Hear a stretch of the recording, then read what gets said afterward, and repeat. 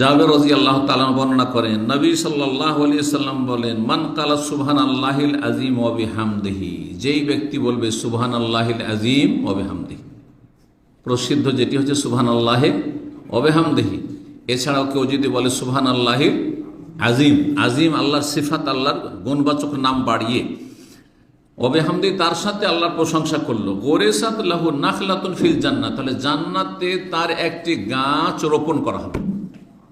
কি করা হবে? একটি গাছ রোপণ করা হবে। একবার বললেন একটি গাছ রোপণ হলো, দুইবার বললেন দুইটি গাছ, এই করতে করতে যদি 100 বার বলেন তাহলে 100টি গাছ, বিশাল বাগান হয়ে গেল। 1000 হইলে প্রতিদিন ধরেন 100 বার করে বলছেন আপনি, সকালে 100, সন্ধ্যাবেলা 100, তাহলে প্রতিদিন 200 করে গাছ, বাগান আর বাগান জান্নাতের। আর জান্নাত মানি তো বাগান। জান্নাতকে জান্নাত এই জন্য বলা হয় যে ঘন বাগান বিশিষ্ট, গাছ বিশিষ্ট হবে এই জান্নাত, সবুজ আর সবুজ হবে জান্নাত। আল্লাহু আকবার। আল্লাহ যেন আমাদেরকে জান্নাতুল ফিরদৌস দান করেন।